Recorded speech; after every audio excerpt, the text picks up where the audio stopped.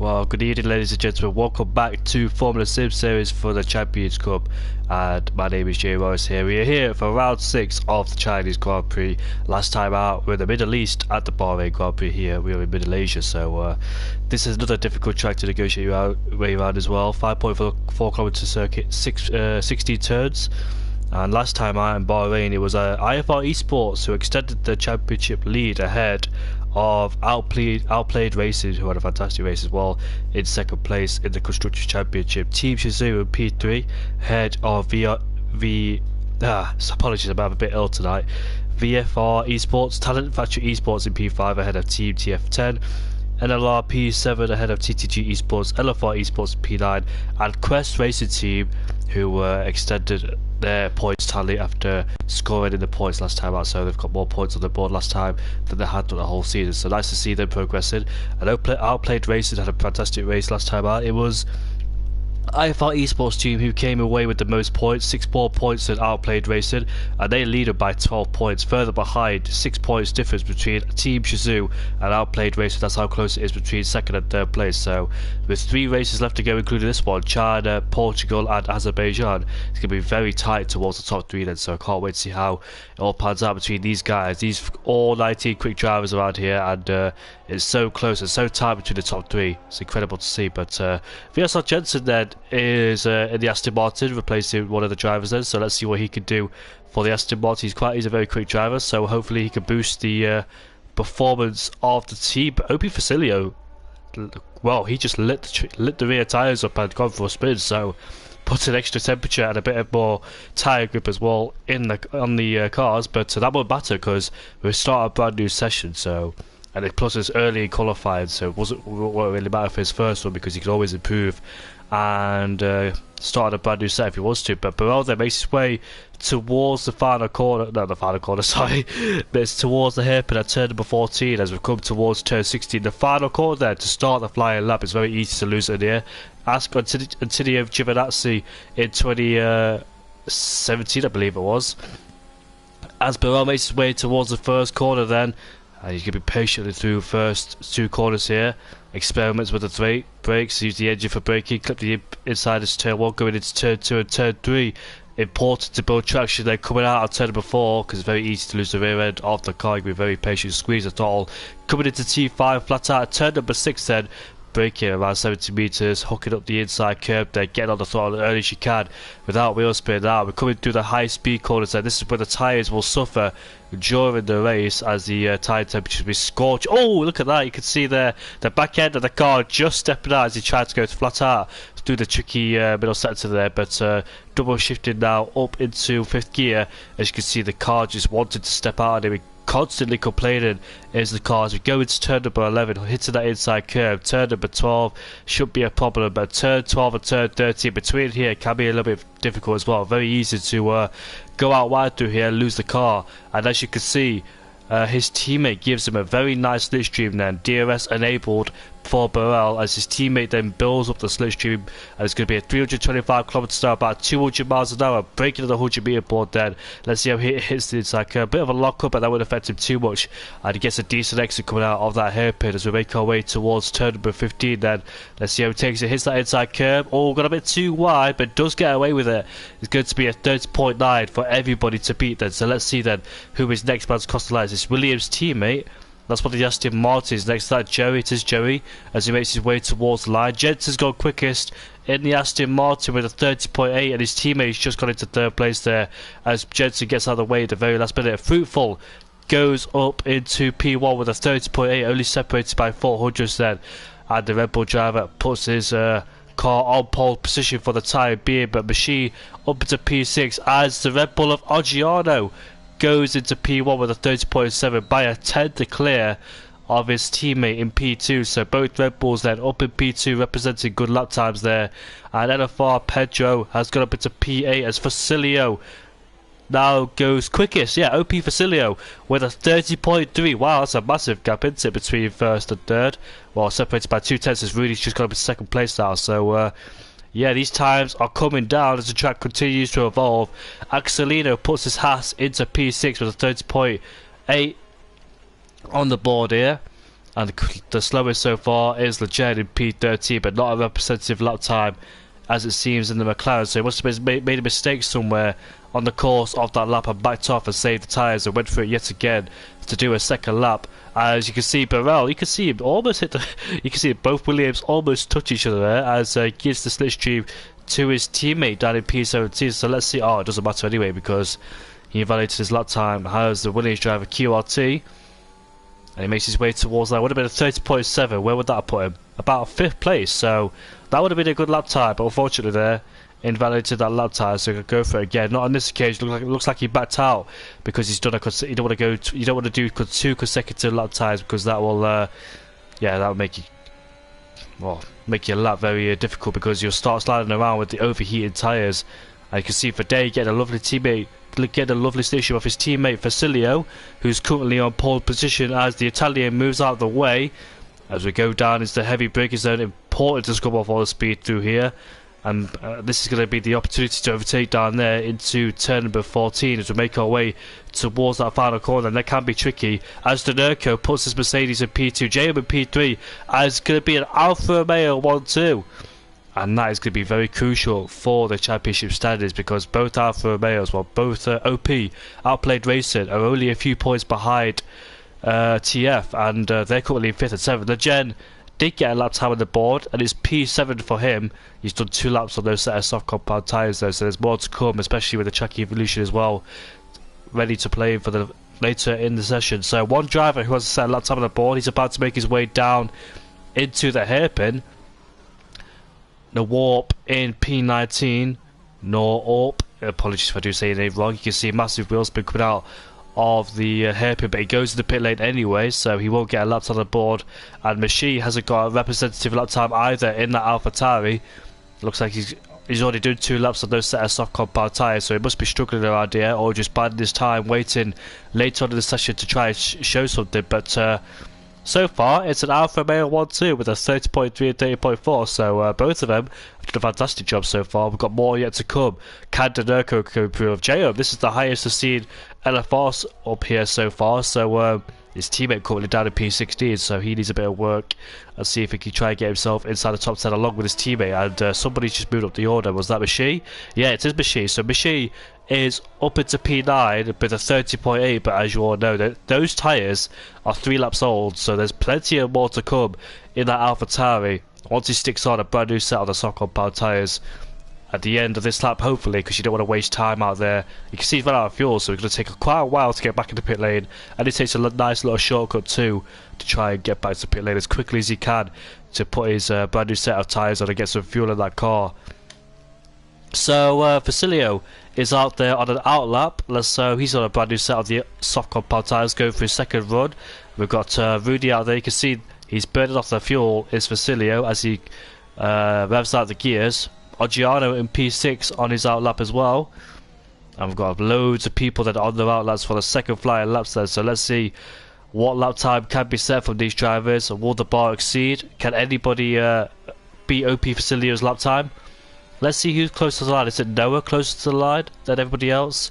No, I think that's his Alpine teammate, if I'm correct. But well, yeah, we'll go on board. That's not his Alpine teammate, sorry. That's Williams. I get confused between the two colours there. But he's about to start his second flying lap. The man who started the first flying lap by himself as he makes his way towards the line then. Can he improve on a 30.9? And let's see then, where did he... And we all know where he lost the time because we're on board with him. It was that middle sector, so he needs a decent middle sector to try and improve that lap time and get himself anywhere near the top 10 as we make our way down into turn number 2. Now going into turn number 3, very important to build up traction through here. Double shifting will help you as well. You can see the back end just slide as he tries to rotate the car using the throttle. Now flat out through turn number 5. Going into turn number 6, he's a few hundreds up in that first sector, so decent side already from Burrell. Now, coming out of turn 6, decent exit for him, no wheel spin. This is where he lost it. No, he didn't lose it, but this is where he lost a lot of time this lap because the back end of the car flat out. That's much more better for Burrell this time out, so making amends. You can see they carried a bit too much speed. He had to lift off slightly into turn number 8 and 9. And let's see then, in the middle sector, how much time has he found? By 2/10 in this middle sector. I dare say he could find a bit more in this last sector as well because he didn't have the best last sectors either, did Burrell. You can see there, hesitated with the stage start. You can see his teammate right ahead of him, so both Williams then working well together, correlated the slipstream, and let's see then how much time he can fight. You can see his teammate actually opened the DRS this time, as Jensen goes quickest with a 30.3, so Jensen was the first man out of the track. Apologies for that. Joey's about to make his way towards the line. That's his out lap. Next is the AlphaTauri. The AlphaTauri is going for a flying lap. Burrell then makes his way towards that final corner, and let's see what lap time the Williams man can set. It's going to be a 30.5, and he puts himself into P5. He'll be happy with that one. Is the Williams man of Burrell. We've got the two Ferraris coming up to cross the line next, and they're both quite close to each other, so not giving each other a slipstream. As Oggiano goes quicker with a 30.2 then, and he races the bar, and these lap times come smashing down. So let's see if anybody can beat it. We've got Noah, who's just put himself into P10 in that Alpine, so good lap time from him to get himself in there. And who else is next to cross the line then? It's one of the Alfa Romeos down there. That is Fidei, who's just crossed the line now. Danerco just behind him has just crossed the line to start his lap. So a lot of people then on their second flying lap time. Only 2 people on their out laps, and one of them's in the pit lane. So Norp has gone into the pit lane. I don't know why, because he was out there the brand new set of soft, and he's gone on into pit lane all of a sudden. Maybe he's got a qualifying ban, I'm not quite sure. But as you can see then, Danerco coming out of turn number 3 as we head into turn number 4, and turn number 6 coming into here. 5,000's down in the first sector, but you can find a little bit more time in this middle part of the lap. We've got one of the Alfa Romeos just ahead of us, and that is Fidei, who's on his flying lap, so we won't hold him up unless he makes a mistake. We've got Facilio out there just further ahead. Has he made a mistake? I think he's done his fly. Yeah, he's done his flying lap, has the Alfa Romeo driver. He's just giving his teammate a lovely slipstream down the straight. And Rudy's just popped himself into P4, and Facilio in P3. Just keeping an eye on all the tyres, but majority of the people you can see down on the minimap is headed back into pit lane. I think one of the Ferraris next to cross the line is that JM, and he crosses the line now, doesn't improve on his lap time. And one of the Red Bulls then, let's see what the Red Bull can do. Is it Fruitful Coot? Yeah, Fruitful has just put himself into 5th place. He's 1,000's down. As you can see, both Alfa Romeos just gave each other a slipstream. So for Day then, getting a good toe down the back straight from his teammate, as he will pull alongside to give Danerco some room. As for Day then makes his way towards the line, it's P3. What's Danerco going to do as he makes his way towards the line? It's another validation, unfortunately, for the TF10 driver Danerco, and he will not improve his lap time, unfortunately. What's Legend doing down there in P14? His teammate Rudy was just there. He's a few hundreds down in that middle sector is Legend. It doesn't look comfortable around here in China, and he heads back into pit lane then. So that's his second set of softs done, and he's down in P14. So the bit of the back foot is the McLaren driver, as his teammate Rudy is up into P5. We know these two work really well with each other. Idenzo has backed off. He is backing off to let people through. What's Louis doing? Louis is not on lap time. And JM in P11. That'd be the best place to start if it was the alternate strategy. But bearing in mind, though, we're having a new lobby, so it doesn't matter. So it don't matter where you start. Well, it does matter where you start, but in terms of tyre advantage, everybody will have a brand new set of whatever the tyres they want to. I presume mediums to hards or mediums to softs. I think that's the strategy. I don't really know about this track because I raced on it for a long time or commentated it, so a bit blurry some information around here, but I think it's mediums to softs or soft to mediums like every other track around this circuit. You barely see the hard tyres getting used unless there's a first lap incident, but time's ticking down, and Jensen's came out very early in comparison to the others then, so must have fueled that car for one or more than one lap, just in case he makes a mistake on his first lap. He could go for a second lap. Bearing in mind though that it's a brand new lobby, so it doesn't matter how many laps you take out these tyres, because we're having a brand new lobby, we're having a new set of soft compound tyres or medium compound tyres, so yeah, take as much as life as you want. You can risk it all in this qualifying session by going for more than 1 or 2 laps, but to his normal circumstances you wouldn't be doing that, because you don't want to take too much life out of the tyres, because that's the tyres you start on inside the top 10. But yeah, we've got more people then coming out for their last potential flying lap. Unless they validate the first lap, they've always got that second lap to go with. It's going to be very interesting to see what people could do on their last lap. Can we get inside the 29s? I thought 29s was the actual lap times, but it turns out to be the 30. Maybe it's too early to tell if we can get ourselves into the 29s. But Jensen there just burning the fuel off, trying to make his car light as possible for one lap only. And there we go then. Let's see what Jensen could do. Can he get himself on pole position, make his way around that final corner then? DRS enabled for this first straight. Only 2 DRS zones around here. Cross the line to start his line lap as we make our way down into turn 1, a long turn 1, heading into turn 2. And now going into this corner, turn 2, now coming into turn 3 around here. Going into turn 4, make sure you be very careful on the throttle there. You don't want to get too impatient because it's very easy to light up the rear tyres. Going through turn 5, now headed to turn 6. Saw Daniel Ricciardo pull off a lovely move of Valtteri Bottas down here in 2018. You can see some overtakes out of turn 6. You don't get them often because people wait for the straight. But let's say if it's the last lap battle, then you could see some people attempting that move. You can see on the full map there's an Aston Martin waiting, and that is his teammate who is waiting for him for a slipstream. So Joey then playing the team game and giving his teammate a slipstream. And let's see what Jensen could do in this middle sector. It's a few hundreds up though, and a few hundreds could put him on pole position. He needs about 700s or maybe a tenth if he wants to put that Aston Martin on pole. And there's his teammate right ahead of us then, giving him a slipstream. And this has been a decent lap from Jensen, and as far as I can tell, he's hooked up every apex, spotted the braking zones, not gone too deep. And let's see how he does, carrying more speed than he would have normally without the slipstream into the hairpin. We go, locks up an entry, slightly misses that apex, but you can see the back end just stepping out, so might have lost a little bit of time. But let's see what it is towards the end of the lap. Makes his way towards the final corner, a little bit hesitant going in there, and he makes his way towards the line. It's a 30.1. And he finds a 10th in that final sector then, so can anybody else out there try and beat that time? Gianna, good sides already from the Red Bull driver, improving by a 10th. What about Facilio? Facilio, let's have a go on ball with him. He's a 10th up. Can he take pole position away from Jensen? Keep an eye on Gianna, keep an eye for Day in P3, go for his final run in a few moments' time, where his teammate will give us this stream to repay him as we make our way towards the final corner. Let's see, can Facilio put that Alfa Romeo back on pole position? He makes his way towards the line. That is a 30.0. Now let's say if anybody wants to beat that lap time, it's going to be a 29.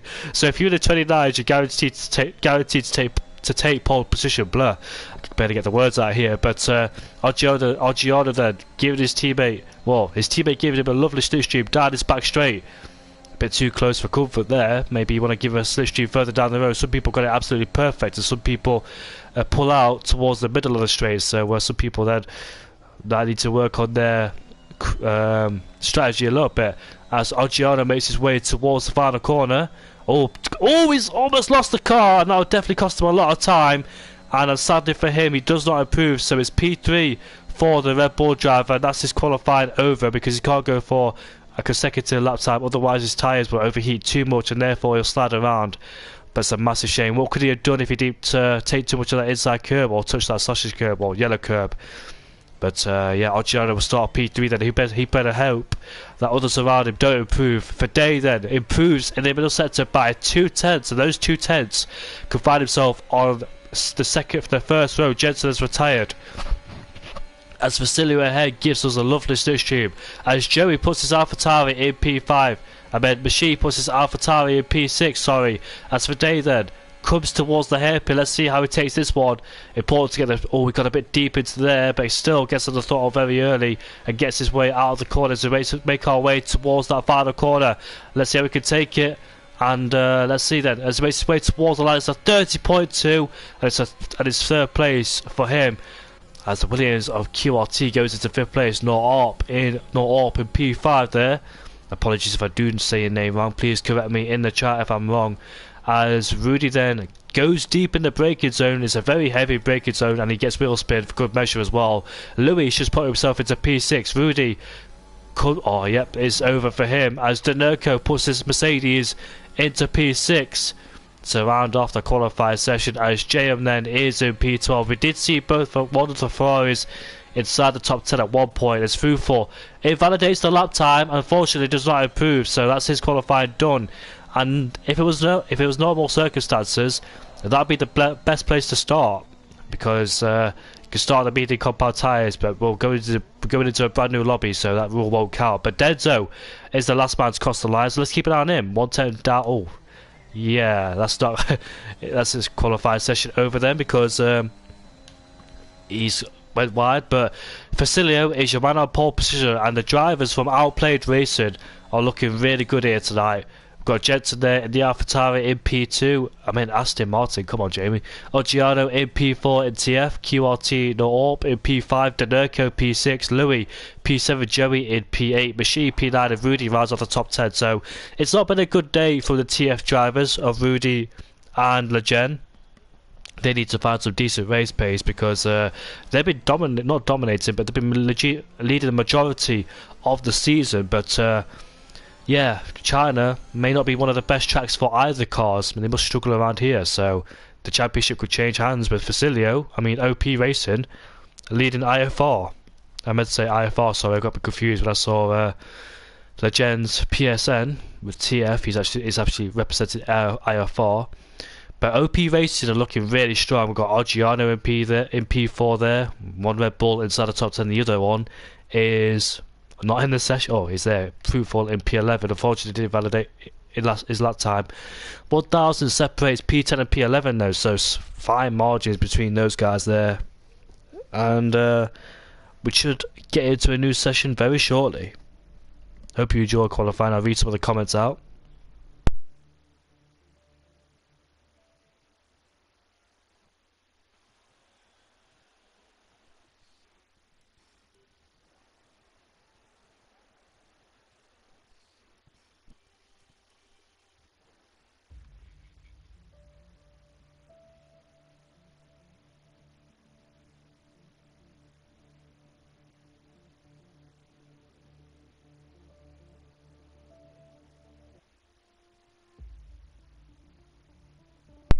Hello Jay Wizzy, hello Harm, well, hello my fellow LFR drivers, nice to see you all in the chat. I had to be very careful because I'm actually in a party with some of my mates from school and I had to mute them all, so if you hear any noise, apologies about that. I've muted them all and I've muted my mic in there so they can't hear me commentating, but you can hear me on the screen thankfully. But hopefully it's a good race around here. China is a very difficult track. It's so easy to overheat the tyres, especially the middle sector. See, the mediums, this is what happens when you can start a brand new set of those tyres. And that shows us what happens in the what can replicate in the 2022 game, because as you can see there, they don't start on the qualified tyres. They can start on what tyres they want to. But I think they're going to take one of the qualified tyres during the race.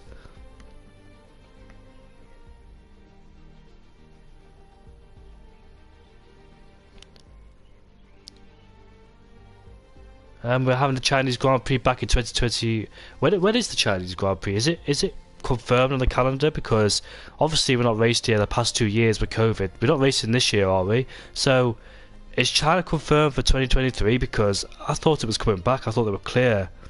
But what's my opinions on this track? It's not a track I enjoy racing. I don't think none of us do. But it can provide some good races. We saw the 2016 race and the 2018 race between.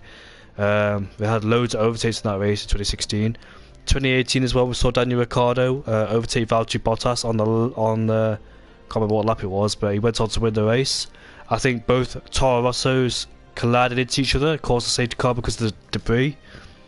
But yeah, let me research this up, this calendar, because I thought the Chinese Grand Prix was coming back.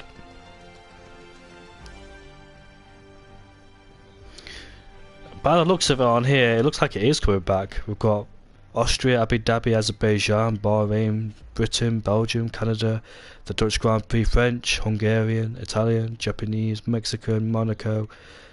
I don't think Russia's going to be on there. So this Vietnam. I didn't even know Vietnam was on this. Am I looking at the right website? I don't think so. Yeah, it says 2023, but I don't think this website has been updated. Russian Grand Prix is definitely not going to be on there. There's no replacement either this year for the Russian Grand Prix. But I think the Chinese Grand Prix is coming back next year. One track I'll miss though in the next game is Portugal. It's actually scheduled for the last race of the season for Formula Sim Series Champions Cup. So I think that's the last time we'll be commentating a race around there in Portugal. It's confirmed for MotoGP next season, but yeah, unfortunately the F1 2022 will not provide the Portuguese Grand Prix just waiting for an invite, then we'll be sound to go for the race. I think it's a 29 lap race, if I'm correct, or 28. I can't actually remember, to be honest with you. It's been a long time since I raced around here in China.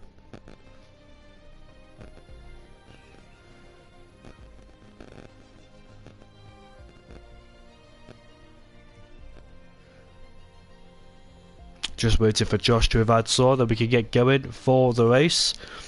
And let's see then how this race will pan out. Both Alfa Romeos are up there to work with each other, so they've got company with each other. But we saw both McLarens fighting with both OP drivers, and that was a fantastic race to watch. And it was actually IFR who came out on top in Bahrain, but the pendulum has swung into OP's favours this week. It turns out IFR don't have the pace in China, but can they find some race pace? Legend starts down in P17 and Rudy starts in P10. OP can close that gap towards IFR, and we'll see a mega championship fight between those guys.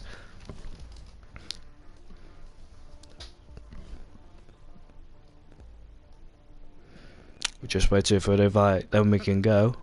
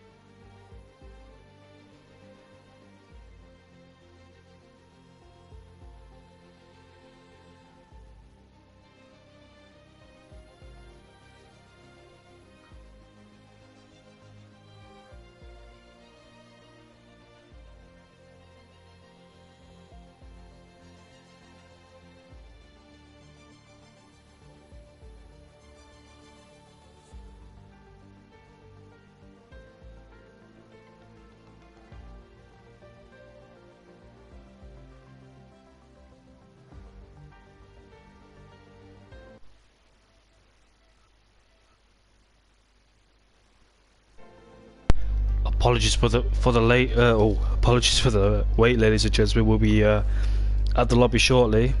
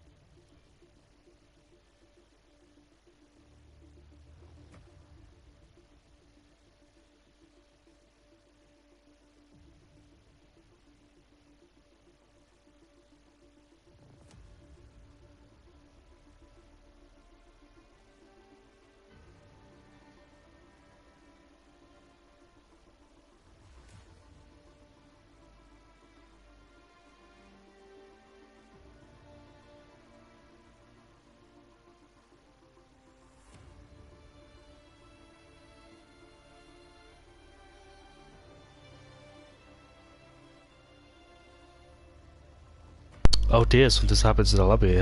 Lots of us got taken out of it, so yeah, about 10 people just left, maybe more than that. Hopefully it's not a lobby glitch. There was some lobby glitches a few days ago, but it's actually a 28 lap race, so I was wrong on both occasions.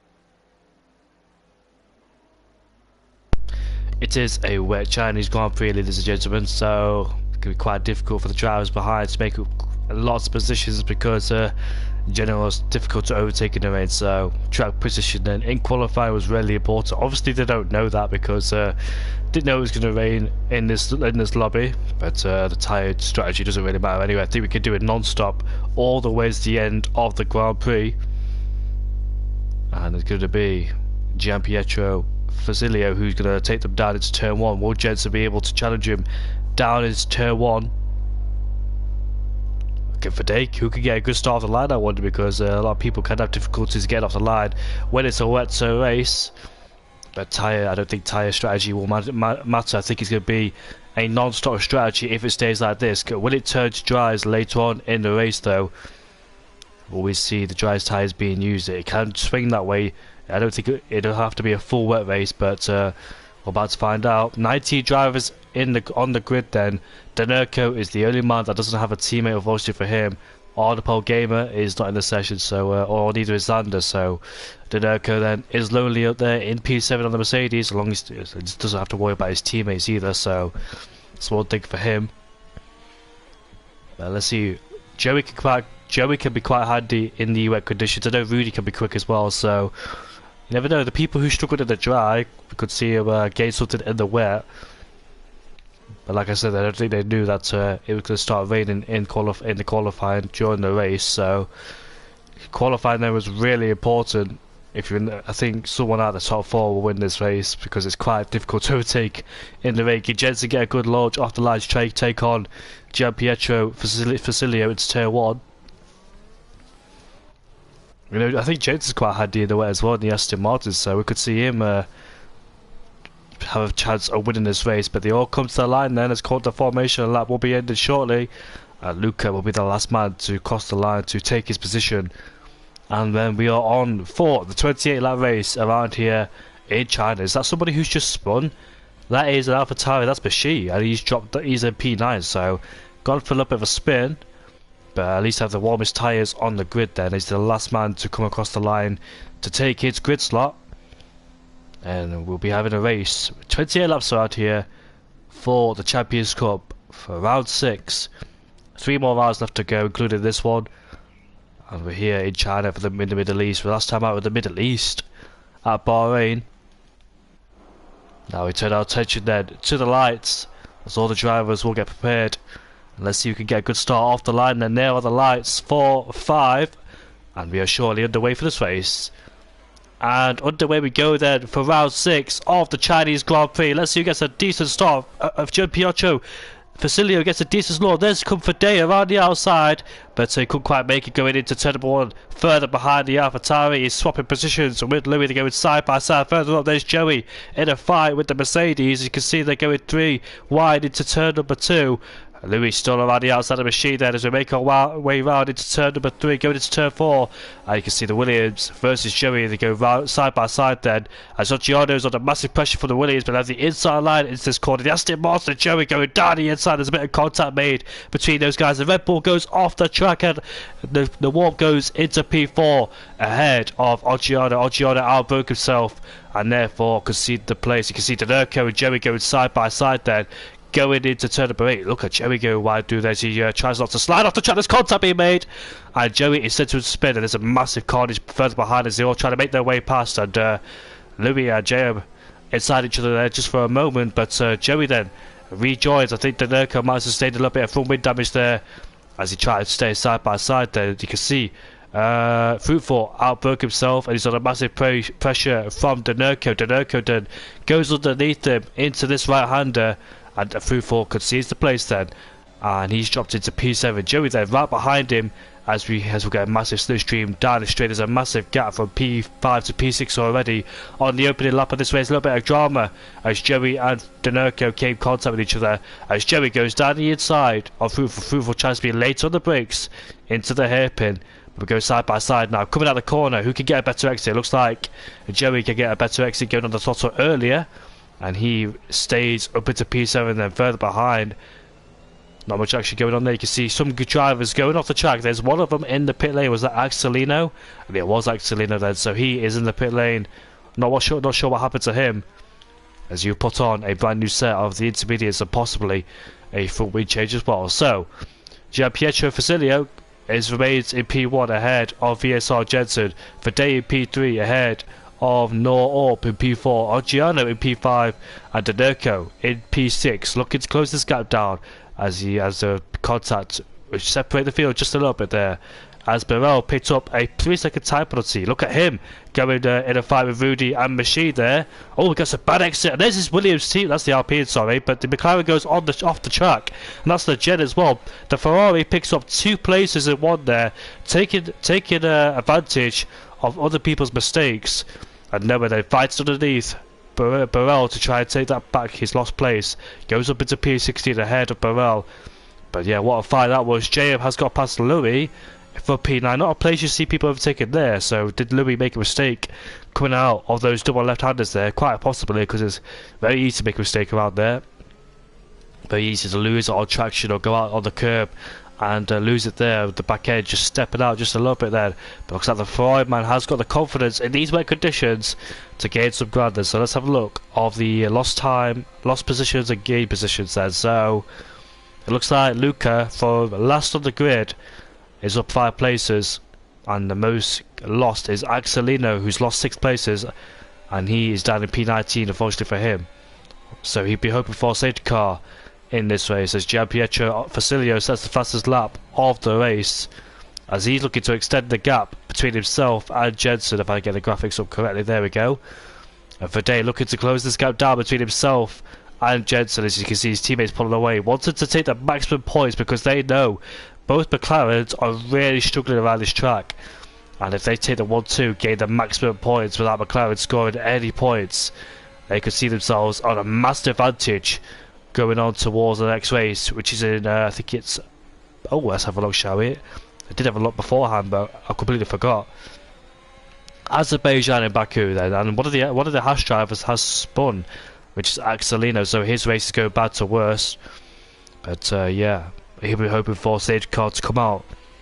So 3 races left to go then. If McLaren can't find any pace in this race will go towards OP Racing, and therefore they'll take a massive point swing, and they'll hurt IFR quite a bit, to be honest with you, because they had a good start to the season. But OP outplayed racing, closed in the second half, and therefore they'll come home and lead the constructors. But still, we never know what could happen. We could see these two come into contact, so we could see Facilio spinning out. We never know what could happen later on in this race. Rudy, though, stuck in P12, and Legend stuck in P17, attempted to make moves, but those moves didn't quite work after he almost got himself in a bit of contact there with the midfield. Oggiano as well, right behind Orp, trying to regain his lost place after he went deep in the braking zone at turn 6 on the opening lap of the race. He finds himself behind the Williams man, who's currently 1.3 adrift from Verde. The Red Bull goes off the track slightly as Gianpietro Facilio sets the fastest lap of the race, and he is very comfortable in first place. The gap was 1.9 the last lap. It is 2.3, so a clear indication there as the Alfa Romeo is checking out and continuously extending the gap between first and second. As Verde then, has he got more pace than Jensen? It's very hard to overtake, it must be said. But as long as Jensen can get decent exits out of corners, make sure he doesn't lose traction, he'll be able to stay ahead. It's very easy as well to save EOS and fuel. And JM then right behind Fruitful. Last time I got past Louis on the last lap. And the next man is Fruitful Coot, who's in P9. The Dutchman then looking to keep the Ferrari man behind him. And further behind we've got Denzo looking to fight Louis as well. We've got Rudy right behind Denzo as well. Both AlphaTauris down there in P11 and P13. I think last time out, one of their drivers actually got pole position, but the man who's got pole position is currently not here. I think they did the alternate strategy back in Bahrain, but the alternate strategy didn't really work and pay dividends to the medium runners. The alternate strategy around Bahrain is incredibly powerful around here, but we're on lap 4 of this race, and you can see Verde then still stuck behind Jensen as the gap continues to grow between Louis D-Sync with JM. P9 and P10, Louis and JMR, so hopefully they don't crash into each other. Verde then braking later than Jensen. Looks like he's got more confidence in the grit in the rain than Jensen has. Both Alfa Romeos have got good pace around here. Jensen His one shot really was the start of the race, trying to overtake Facilio, but Facilio had the perfect launch, and it was actually Jensen who was left exposed towards his teammate Fidei. He tried to go side by side, but Denzo then is dropping down the order. He's gone for a little spin at the final corner there, and unfortunately for him, he's going to drop down his P19. Yeah, it's a very difficult corner, must be said. Even in the dry, it's still difficult, so it's a shame that's happened. But you can see Louis then right behind Jam. Apparently these two have got desync, so I'm not quite sure if one of them's ahead of each other or not, in terms of Louis being ahead of Jam right now, or Jam being ahead of Louis right now. But on our screens, Jam's in P9 and Louis is in P10. Or is it a case where Louis can't see JM, he doesn't know he's in P10, P9, because he was driving through him like he wasn't even there. So it could be a case of Louis not even knowing JM's there, and the driver ahead of Louis is Fruitful Coup in P2. But yeah, you can see that the fuel lights popping already on these cars. Louis getting a massive step of oversteer there as he tries to get on the throttle, putting pressure on Fruitful in P8. I'm not quite sure if that's the case or not, or whether it is James ahead of him. Got to be, because he doesn't want to drive into him on purpose, does he? So Danerco then and Oggiano are still putting pressure on the Williams man in P4.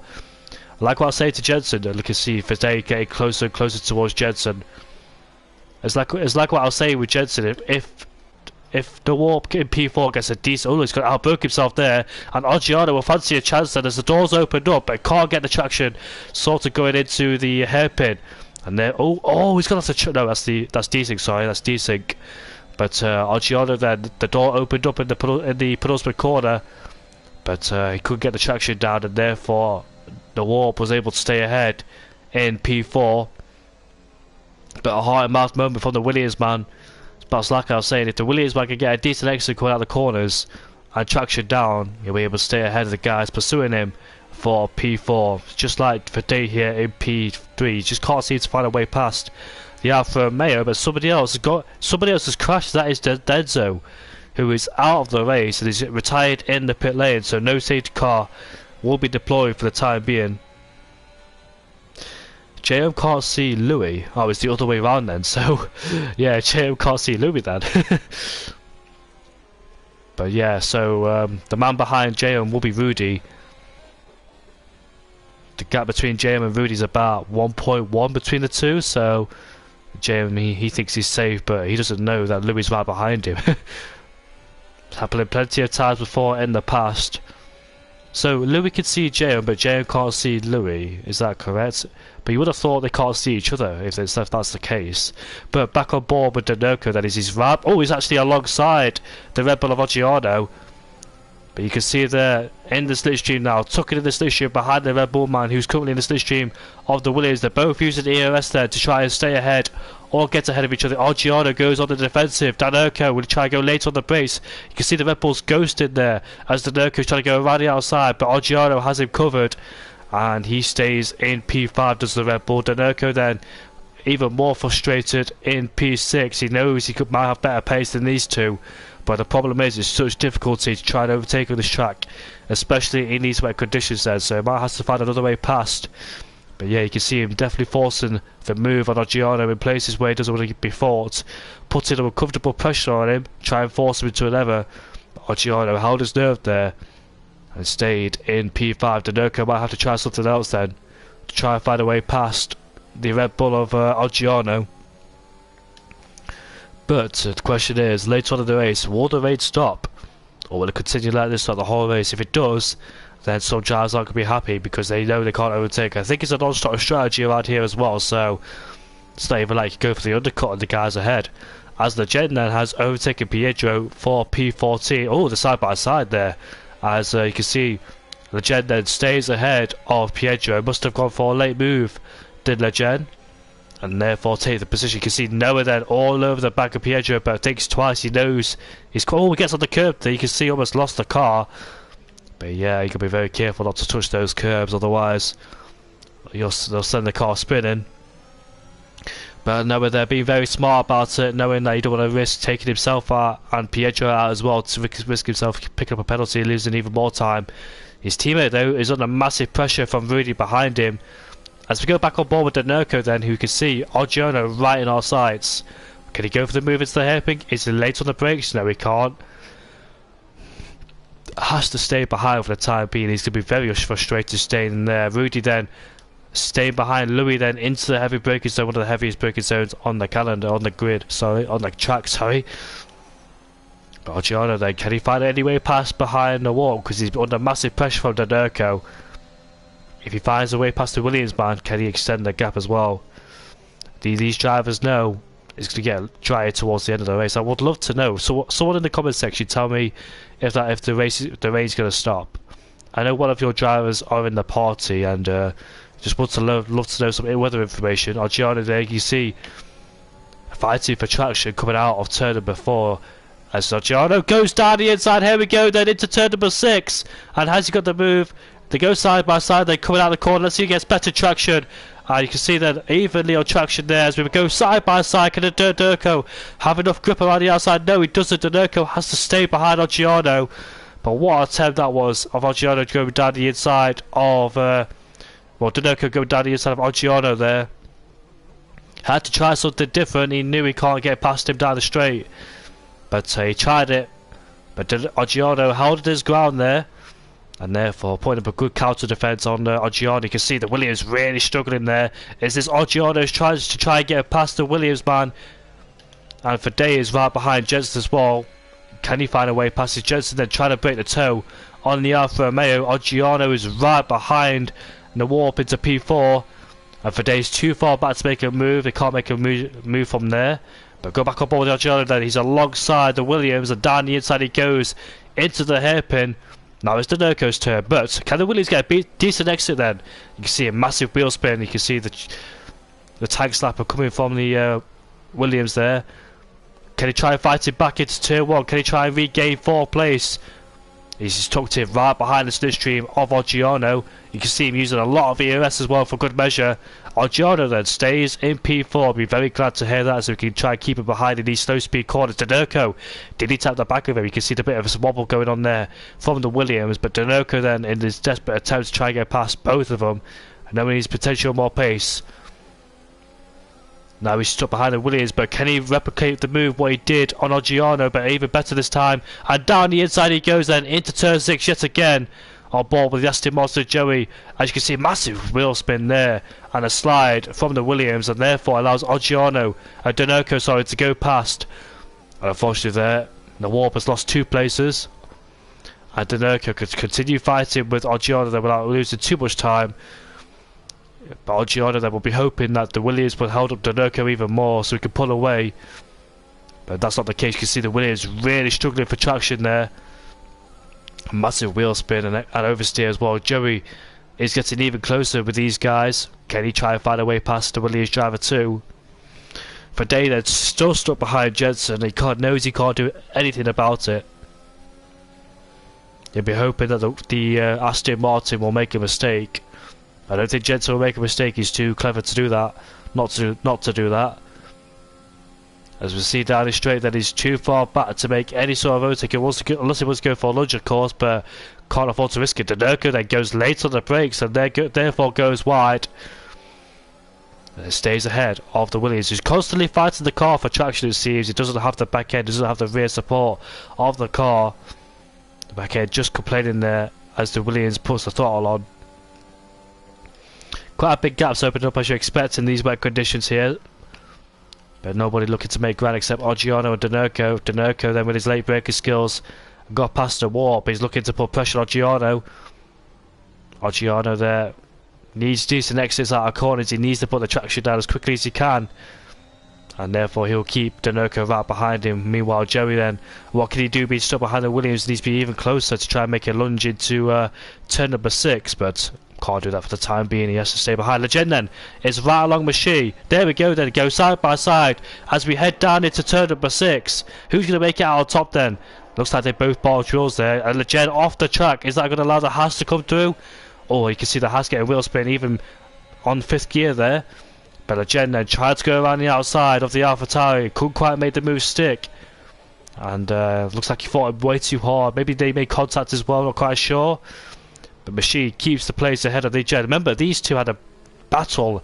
These two came together in Austria as Burrell's got past. Oh, bit of spin there from Noah as he tried to put his nose down the inside of the place where it shouldn't be, and therefore pays the consequences. And unfortunately goes for a spin. You can see the AlphaTauri there out missing his braking point, and here comes the McLaren then going side by side, give him enough room. That was so close. You can see the AlphaTauri going off the track. There's massive understeer in that AlphaTauri, and the Gen then will fancy his chances to try and make a lunge going down into turn number 14. Here we go, then it's a drag race all the way down into turn 14. The Gen then tries to be late on the brakes, but they try to switch. Oh, yeah, it's decent going on there. I'm so glad they're not solid, otherwise this contact would be definitely made. But Legend is still stuck behind Machine. Machine then can use his ghosted opportunities to stay ahead of Legend. Hopefully they're not ghosted so we can see a proper battle between these guys, as Machine stays ahead for the time being, but they're losing a lot of time to 11th place Rudy, whether it matters or not, because they're both struggling in the wet conditions. The Legend then tries to go down the inside into turn 2, now going into turn 3. Can he find better traction going around the outside there? Can he break traction? Look at the Alphas, they're both making contact here, not giving each other any space as you get pushed on the curb. But Legend then finally makes a move on the AlphaTauri. Does he outbrake himself? No, he doesn't. The AlphaTauri does slightly, and Legend then moves himself up into P12 ahead of Machine. Look at Burrell going side by side with Luca. Luca then trying to go down the inside, claiming 14th place away from the Williams. They continue to go side by side then. Into turn 9 we go. Going into turn 10 and turn 11. The Haas has the inside line and therefore should take the place of the racing line. And he does. Luca then stays in P14 ahead of Burrell. Burrell looking to fight back, under braking. There we go then. Oh! I thought he was going to hit the back of the AlphaTauri. The amount of speed he was carrying. The Haas outbrakes himself. And Burrell's still around the outside there. And he gets pushed onto the curb, therefore he can't get the throttle as quickly as he would have liked to. And you can see Fadey closed on Jensen there. Where are they? They're coming down towards turn 16. Is Jensen and Fadey. Keep an eye on those two if I can. And Burrell then took to the slipstream on Luca. Fadey sets the fastest lap of the race, so man's still got some pace in that Alfa Romeo. And Luca stays ahead for the time being. Machine outbrakes himself going into the heavy braking zone. Can Luca try and fight back under traction as we make our way into turn 15? Can Oggiano close the gap between Fadey and himself? 4.2, that's a massive challenge for him. But Luca then stays behind Machine. Will he try and go underneath him going into turn 1 and turn 2? The door opened up every time, but they both make contact and Machine goes wide. And Luca then takes P13 away from Machine, the AlphaTauri. Here comes Burrell then. Looks like Machine's definitely struggling in the AlphaTauri. They can see him losing lots of position and a lot of time. Will Burrell think about a move going down the inside into turn 6? Nope, he's too far back on that occasion to make any sort of pressure. But Lucas outbroke himself. Will this allow Machine to come back through? No, it doesn't. But this is an interesting scrap. Despite being for P13, it's still a good scrap between these guys. Then so VSR Jensen then still under massive pressure, but he's coping well with the pressure from Fadey and P3. And you can see Burrell then using every single part of the racetrack to try and close in on Machine. Gianpietro Fusilio does a fantastic job out in front, but oh, we had to hit the back of him, and Machine goes off the track, and he spins on the grass as well in frustration. So that's the end of his race. I dare say, should have kept it on. He's left the session, so yeah, I'm not surprised that happened, to be honest with you. And Rudy there, right behind Louis. Can he get him into the braking zone? There he is. As you can see in the screens, Rudy then does not get past the RP driver, and therefore stays ahead. Does Louis, doing a fantastic job to defend, but back on ball with Fadey then. This move, he's been stuck behind him throughout the whole race. Has the Alfa Romeo. Know how it feels like to be stuck behind someone knowing that you're quicker. Machine joins back, so the TTG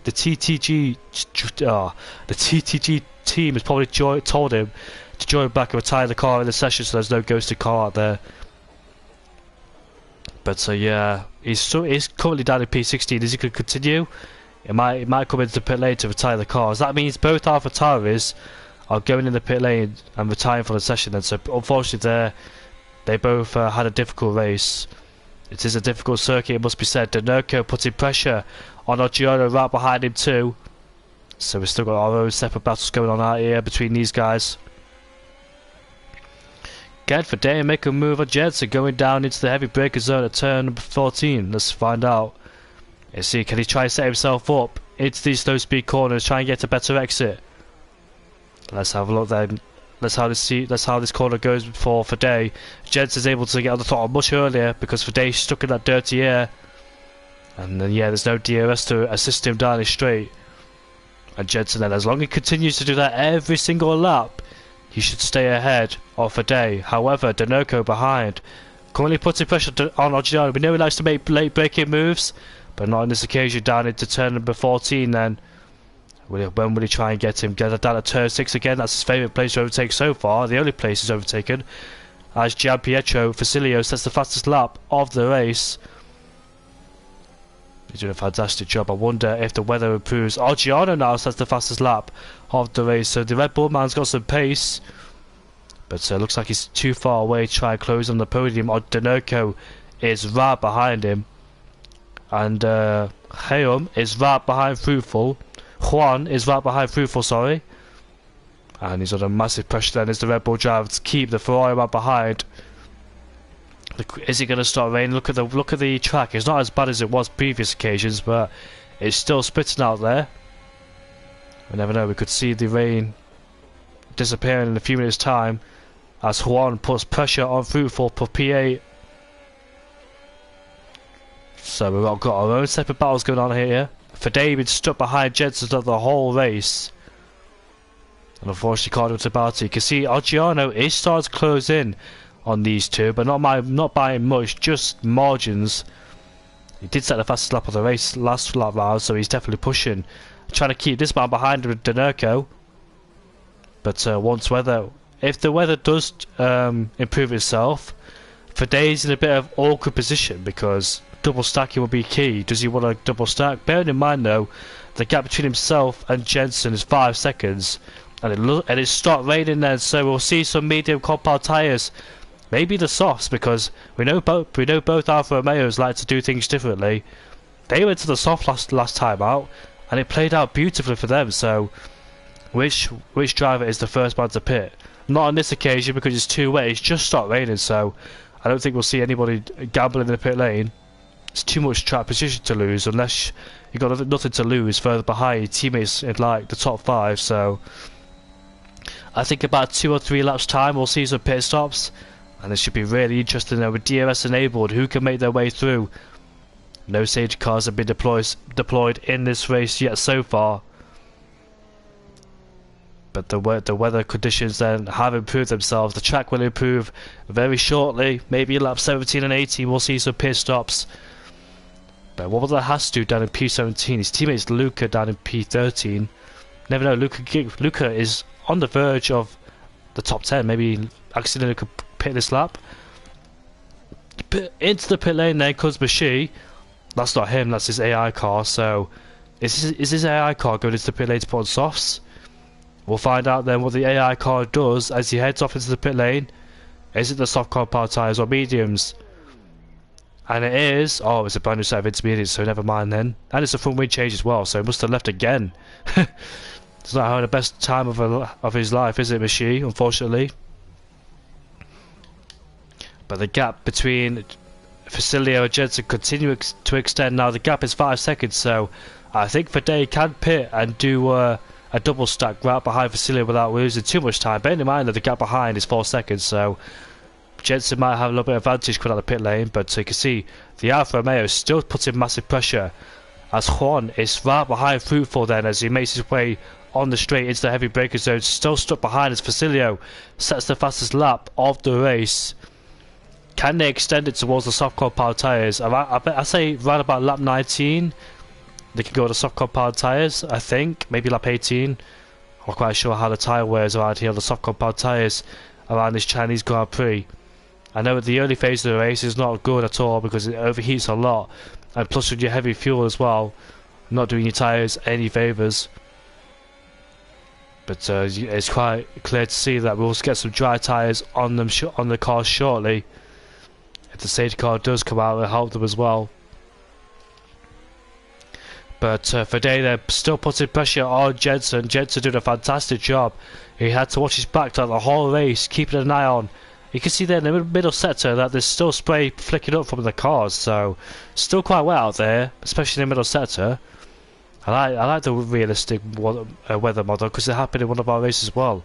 I think it was at the Belgian Grand Prix where we wanted to pit but we couldn't because it was still wet in the middle of the part of the track where it's completely dry the first part, so I'm going to balance it out with the tyres. As Noah picks up a 3-second tyre penalty. All Jensen going off the track there, going to be very careful not to light up the rear tyres and therefore spin. But he still remains off for days so far. Has Fede ever thought about trying a late move on Jensen? He's too far back to make late moves. Yeah, he stays behind for the time being. But Jensen goes wide. Does this allow Fede to get even closer? Try and make a move. No, it doesn't. Jensen then stays in P2. And you can see there, Gianpietro Facilio sets the fastest lap of the race again. He loves these conditions. He's getting quicker and quicker as Jensen then still. The gap is increasing between the top two. As you can see these guys fighting for P8. Fruitful, Juan, Louis and Rudy all fighting for P8. Stuck in their little train. But Fruitful did a good job to keep these guys behind. Bearing in mind, Juan can't even see Louis because of desync. He doesn't even know he's there. He thinks Rudy's right behind him, so he's not under massive pressure, is Juan, because he thinks Rudy's at 1.1 behind him or something like that. But yeah, we gotta be careful because I think someone's told him. I think one of our LFR drivers or team have told him that Louis is behind him, so he's still gonna pick up the pace regardless.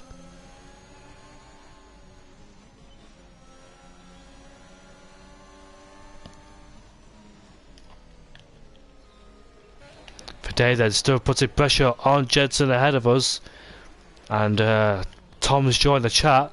We can have a look at our lovely Aston Martin camera angle.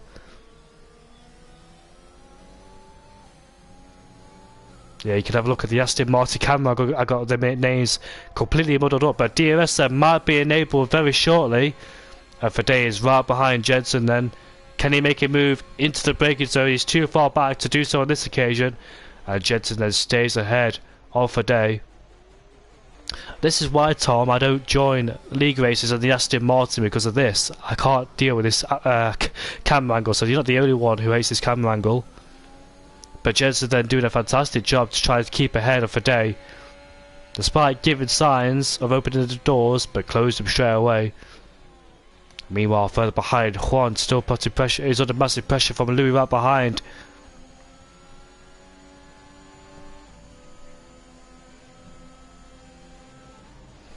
Gianpietro is Oggiano's name. Apologies about that. I thought Facilio's name was Gianpietro. As Pietro sets the picks up a 3-second time penalty.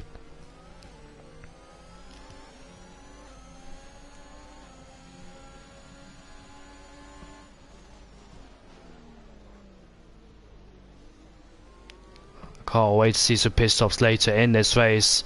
I think the soft tyres will be used. We know both Alfa Romeos. You can see there's still spray in that middle sector, but we know both Alfa Romeos are really good with their tyre management. So the soft compound tyres will definitely be fitted to their cars. But I think everybody will now, because I think we are at a suitable distance for the soft tyres to go. Bear in mind the fuel's coming down anyway, so they'll hold the drivers. Hopefully DRS will be enabled next, a few laps time.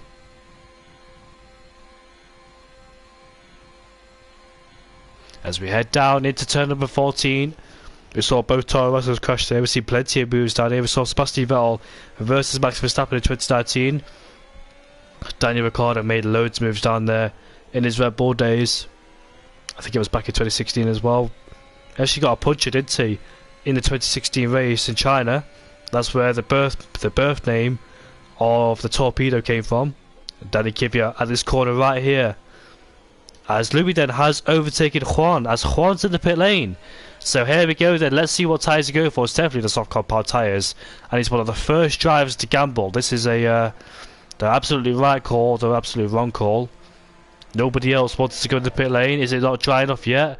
And it's the medium compound tyres then for the Ferrari, so they take longer to get up to temperature, so might spend a lap or two struggling out there on those mediums. But let's see then, this could be the absolutely perfect strategy. He's further behind, his teammate has pitted as well for Ferrari. He's on the mediums, so both Ferraris think that the soft compound tyres can't go towards the end, but believe me, they can.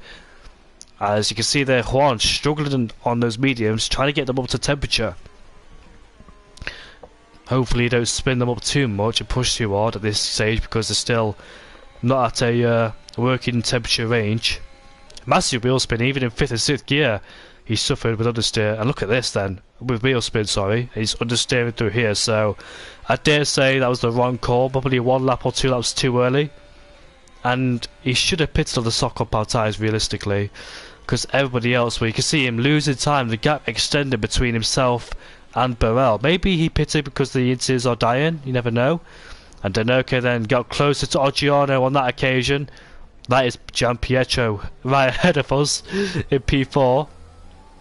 I'm so glad Tom was able to correct me, but probably a bit too late, as nobody else then hops into the pit lane. But you can see that both Ferraris, I dare say, have made the wrong strategy call, because they're so far behind now. Well, the gap was 14 seconds when he came out of the pit lane behind Burrell.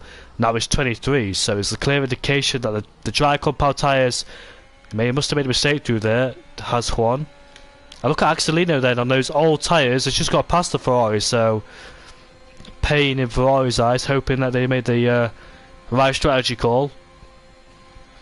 But I don't think Juan should fight this back, because he's on tyres that are not working yet. You can see him out braking himself, so I'm glad he didn't make the move, otherwise he'll you can see, look at the exit that Axelino has, despite being on old inters.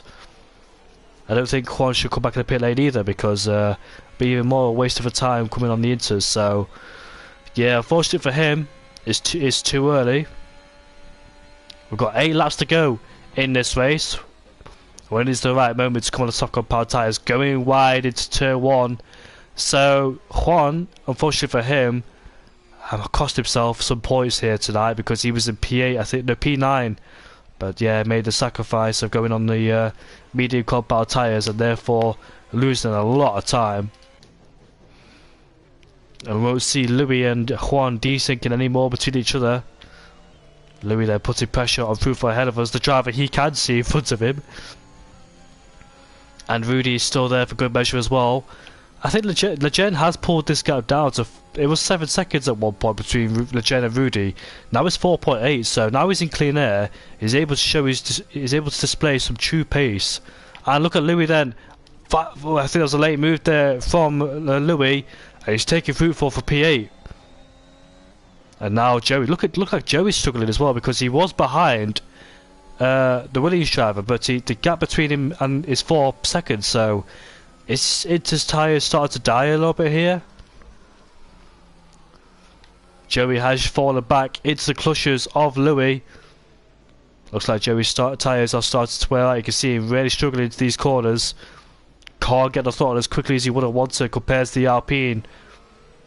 And he's got a lot of drivers behind him as well. So let's see then, can he keep these guys behind? Massive lockup for Joey there going into turn number 6. He really is struggling on those intermediates. So the warp then has finally been left alone in P6, as Denoka still stuck behind Oggiano. You can see that it's still spraying up in the air.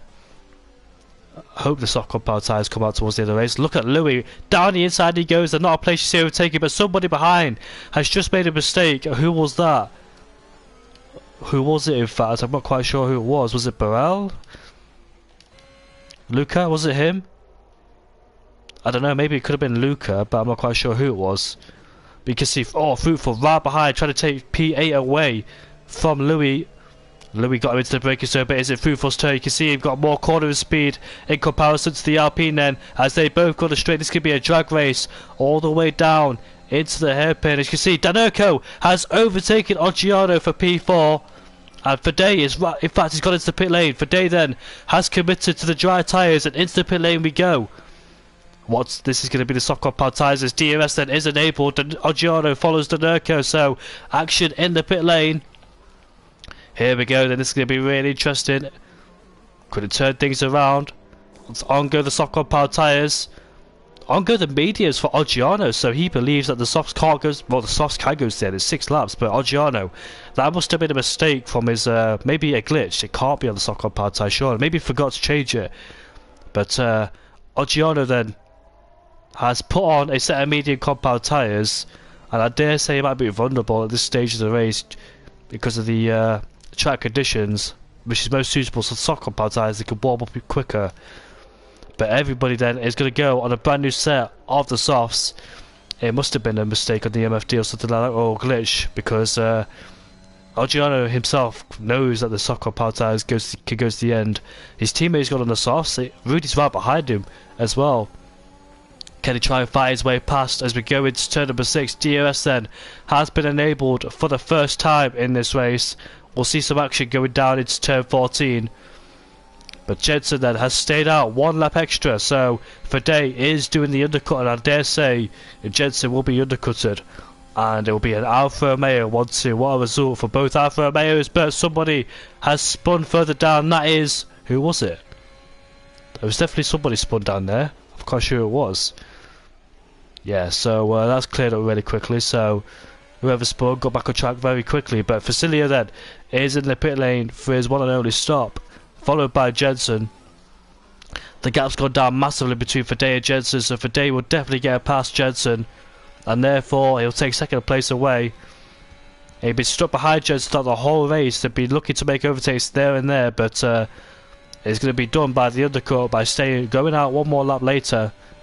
Has cost him as Jensen, and there he is. Then he actually takes the leader race away from Facilio. Wow. That 1 lap difference was really powerful, so he's actually got his teammate. Facilio's been leading the race throughout the whole race. Fade finds himself into first place despite being stuck in P3. And Louis got past Jensen as we make our way, Joey, as we make our way into turn 1, further behind. Rudy's just got past Fruitful into the turn 14 corner.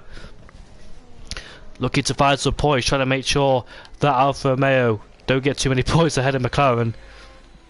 But wow, Facilio there, will he accept P2? Will he try and fight his teammate, or will they stay in formation? Bearing in mind this is not a Drivers' Championship, it's a Constructors' Championship, so I don't think he might finish first or second if his teammate's there. But yeah, Denurko's got past Jensen as well in P3 by staying 1 lap later, so that crossover point, that 1 lap difference has made a big difference. You stay on 1 lap later, it can cost you hugely. Or 1 lap before can cost you hugely as well. I've seen both Ferraris as well take the pain for that. Down in P14 and P16. But Oggiano then is dropping away, unfortunately, on those medium compound tyres. He's going to be careful from Louis behind. And in the warp in P6. But Jensen, can he take P3 away from Denurko? He's been in the podium throughout the whole race. But in these last 5 laps, things have changed around.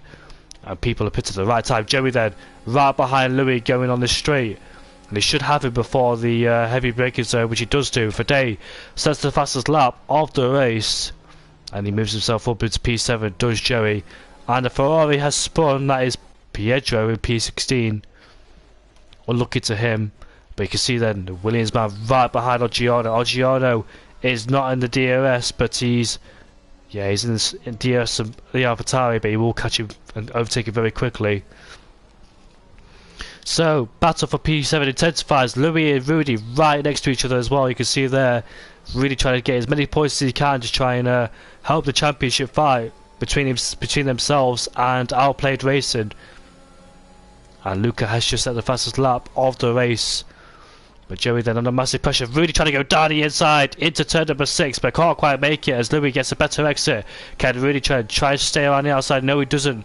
Louis takes the race to line, but hits the back of it as Rudy, but thankfully doesn't get into centre into a spin. That'll be very costly and doing a lot of points away, because you can't afford to do that, especially in the closer stages of the championship. Jen is 4.2 behind on Fruitful. And Jensen then right behind Denurko. There we go then on the straight. DRS enabled for the Aston Martin. Caught quite quickly. And there he goes then. Jensen makes his way up into P3. Back on the podium. But it's not second place like he would have wanted. But there he is then. You can see in the warp getting past the Red Bull of Oggiano. Oggiano trying to fight back down the inside. But the grippy soft compound tyres He's always inevitable to say, hey, look at you! Oh, that's never going to work. And Rudy then sends him to a spin, and he drops into P10, trying to overtake Louis, but found Joey there and really didn't want him. It's quite common to that at the Chinese Grand Prix. Fruitful then, right alongside Louis as we head into turn number 1. Louis takes the eraser line, and Fruitful trying to look for another way past the RP driver. Burrell starts the fastest lap of the race. QRT Burrell in P12 there. Denurko, can he try and fight back on Jensen? Fruitful looking to put Louis under pressure by showing he's there. Can Denurko get himself back in the podium? Did he let Jensen go for the DRS? I wonder. Try and save some of it. Look at Jensen's DRS status. Not quite. It's quite healthy as he would have wanted it. So we could keep a massive eye on Denurko then. Denurko will know that Jensen has an ERS problem down the straight once the flashing light starts flashing, and therefore Denurko can use that to his advantage later on in the race once he's exposed and vulnerable down the straight. Oggiano, he's got a 6-second gap towards Joey. Can he stay in P6? I don't think he'll drop too much. It's just a massive shame he runs on the medium compound tyres. He probably didn't mean to. But here's Fruitful then right behind Louis. That Louis is derating on the straight, so he has no extra battery, whereas Fruitful has. Can Fruitful send it down the inside? These two exchanging positions before the pit stops as well. Jensen sets the fastest lap of the race, trying to close in on Facilio. But Fruitful on that occasion could not make the move, and looks like Joey will get DRS as well behind Machine, so he's caught Machine at the right time. As Joey, sorry. Both begin with J, but it should be too hard to remember. As they both made their way past the AlphaTauri. Unfortunately, both AlphaTauris last place and penultimate place. Both of them had a torrid time around here in China. I won't take anything in the race. They had a fantastic race back in Bahrain when their man took pole position, but their luck has changed again, and they've fallen down. Facilio 1.2 between himself and his teammate. Will they fight, or will they end it like this? You can see Facilio 7/10 quicker in the middle sets. He does outbrake himself a little bit. I look at Fadey then. Is he backing off, or did he just make a mistake? I'm not quite sure, but that's allowed Facilio to get even closer towards his teammate. He'll love to take the lead of the Grand Prix back away from him. And there he goes then. Does his teammate use the ERS? No, he doesn't. Yes, he does now. And let's see then. He goes to the right hand side, and I dare say that could have been scripted or staged, because I don't think Fadey made a mistake there. I think he just let his teammate go. Or will Fadey try and find back his teammate later on in the race? Who knows? But Oggiano then is right behind the Williams. Down the inside he goes into turn 16. He hasn't given up the fight between himself and the Williams despite being on soft compound tyres. And that was very tactical to put him on the curb there, because if you put your opponent on the curb, they can't build up traction and therefore can't get the throttle very quickly. And look at the warp then, fighting back on the Red Bull as he gets a decent exit on the final corner. He calls back on him, going down his turn number 1, and he moves himself back up into P5. So good fight between these two, despite being on the medium compound tyres. Oggiano, those soft compound tyres should be in good shape as Louis continuously putting pressure on Joey. But Rudy in P10, the worst place to be if you're in a DRS train, because it's so hard to fight. So hard to overtake people once you're in that DRS train. The battle between the two AlphaTauris, two Alfa Romeos still intensifies. These two had a fantastic race. Fadey was stuck behind Jensen throughout the whole race. Once the crossover point came, Fadey pitted at the right time and therefore took first place away from his teammate. That's how powerful the vehicle was, because before the pit stops, the gap was like 6 seconds between Facilio and Fadey, and that 6 second was brought all the way down, and Facilio then has run out of ERS down the straight. He is exposed to his teammate. How hard will his teammate fight him? It's not a driver's championship, remember, so it's all about constructors. There's no point fighting each other unless you really want to, of course, but don't hit each other. But Oggiano then, is he close on this occasion on the warp into the heavy braking zone into the hairpin? No, he's not. And Facilio was lagging a little bit on the straight, but thankfully didn't lead the session. Fruitful then still stuck behind Louis and Joey. It's the last lap of this race then. Danerko putting pressure on Jensen ahead. He's got a healthy amount of ERS to try and fight him down the long straight. Jensen will be exposed down the straight, so we've got to watch out for him. Try and think tactically about it. As Oggiano putting pressure on the warp ahead of him. He's right behind him into turn 1, turn 2 and turn 3, coming out of turn 4.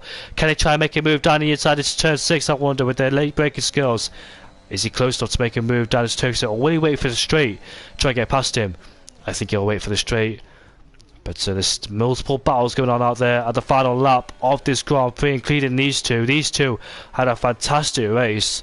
They'll be very happy regardless of who finishes in P1 and P2 to take away loads of points. So Facilio's weaving there, so I'm quite sure if he's saying stay behind me, mate, or something like that. But he doesn't have brake himself, does Facilio? So he'll be if his teammate does fight him, he'll be exposed down the straight. They're both in the party together, so I don't expect them to be weaving on the straight, but they're both weaving. Maybe it's a celebration victory. But here comes Fadey then. Facilio does not fight it. And Fadey takes the first place away from it into turn number 14 there. Yellow flag as well. Oggiano's right behind in the warp into P5, and there he is, and he's overtaking it back for P5. There's a massive queue behind Joey. I wonder if he can manage the pressure. Oh, he's looking to come back, but the Red Bull then covers the inside line. As Fadey wins ahead of Facilio, Jensen holds off Danerko. Danerko has run out of fuel, that's why there's a yellow flag.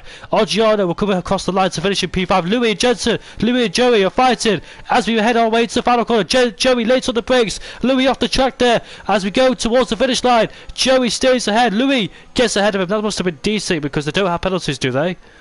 I'm quite sure. I don't recall them picking up penalties, so that must have been decent between the two. So I've got clear evidence that Joey did finish ahead of Louis, and Fruitful finishes in P9 ahead of Rudy. But yeah, that was Danerko who caused those yellow flags because he was right behind Jensen. He ran out of fuel before the hairpin, but that race is done and dusted then. It's Outplayed Racing who come out victorious and dominant, and they're going to take the lead of the championship by a milestone, so they'll be very pleased. I think, how many points can you gain if you finish first second? Is it 40 or 38? I'm not quite sure, but they'll take a healthy lead ahead of IFR Esports team. Can they come back stronger next race in Baku? Completely different circuit, you never know. Both McLarens might not fancy China. They have their strengths and weaknesses on different tracks. You can be dominant on one track and you can be terrible on the other. Oh, terrible is a harsh word, I must say. You must struggle on the other. But yeah, Azerbaijan, Baku is the next Grand Prix. And join us for Formula Sim Series for round number, I think it's 8-1. At I think it's 7 p.m. But yeah, what a race that was between the two Alfa Romeos. They're doing a fantastic job, and even better, they take maximum points with their fastest laps as well, so they're going to be very happy. But Outplayed Racing have done a fantastic job. Jensen finishes in P3, Danerko P5. Gian Pietro finished in P5 ahead of in the warp. Louis in P7 ahead of Joey. Fruitful in P10. Rudy in P9. Rudy in P10. Legend in P11. Barell in P12. Luca in P13 ahead of Juan. Axelino P15. Noah P16. Pietro in P17. Michi P18. And last but not least, Denso, unfortunately. Both AlphaTauris had a miserable race. They had a fantastic race back last time out in Bahrain. Yeah, so the TTG team will regroup and hopefully can come back stronger next race. But Outplayed Racing comes out victorious and on top. I hope you all enjoyed the Chinese Grand Prix. I did embarrass myself a bit with the names, but I'll learn next time. And a massive congratulations towards Outplayed Racing there, it must be said. Did fantastic in qualifying and in the race as well, so they fully deserve what they got tonight. Can they continue this form at Baku, or will McLaren come out on top? We'll see. See you next time for round number 7 for the Formula Champions Cup for the Baku Grand Prix next Wednesday at 6:30.